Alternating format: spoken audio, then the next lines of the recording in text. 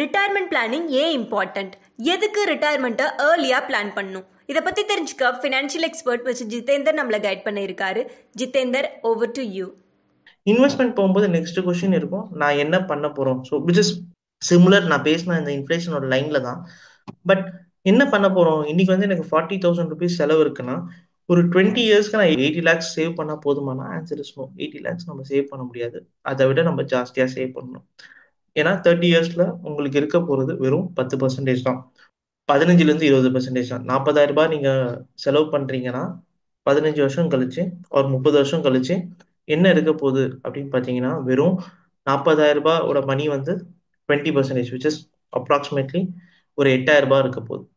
So அந்த மாதிரி விஷயத்துல சேவ் பண்றதுக்கு ஆர் இந்த கார்பஸை பிளான் பண்றதுக்கு அப்படின்னு பாத்தீங்கன்னா, இன்ஃப்ளேஷனும் நீங்க கணக்கெடுக்கணும், ரெண்டாவது டாக்ஸேஷனோட ஆங்கிளும் கணக்கெடுக்கணும்.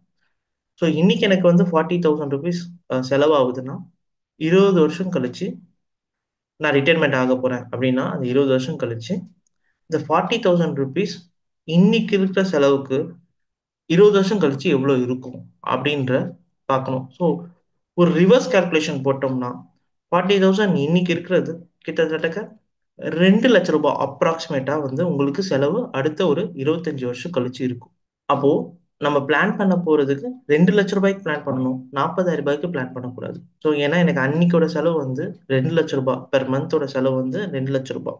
செகண்ட் என்ன பிளான் பண்ணணும், அப்போ டாக்ஸேஷன் எப்படி இருக்கும்ன்றது நமக்கு தெரியாது. பட் இன்னைக்கு இருக்கிற டாக்ஸேஷன் இம்ப்ளிமெண்ட்டை வந்து கேரி ஃபார்வர்ட் பண்ணிட்டு அப்ராக்சிமேட்டா என்ன டாக்ஸேஷன் ஆங்கிள் பீட் பண்ணணும்.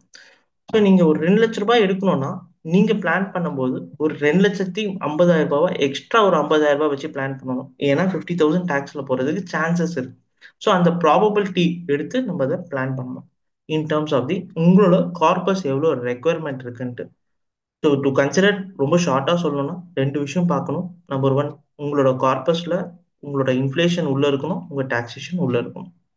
உங்களுக்கு இந்த டாபிக்லயோ ஆர் வேற ஏதாவது இன்வெஸ்ட்மெண்ட் ரிலேட்டட் டாபிக்ஸ்லயோ டவுட்ஸ் இருந்தா எங்க ஃபினான்ஷியல் எக்ஸ்பர்ட்ஸ் கூட டைரக்ட் அப்பாயின்மெண்ட் புக் பண்ணிக்கலாம். அப்பாயின்மெண்ட்கான லிங்க் டெஸ்கிரிப்ஷன்ல இருக்கு, செக் பண்ணிக்கோங்க. ஆல்சோ ஃபைனான்ஸ் அண்ட் இன்வெஸ்ட்மெண்ட் பத்தி இன்னும் நல்லா தெரிஞ்சுக்கணும்னா எங்க லைவ் வெபினார் ஜாயின் பண்ணிக்கோங்க.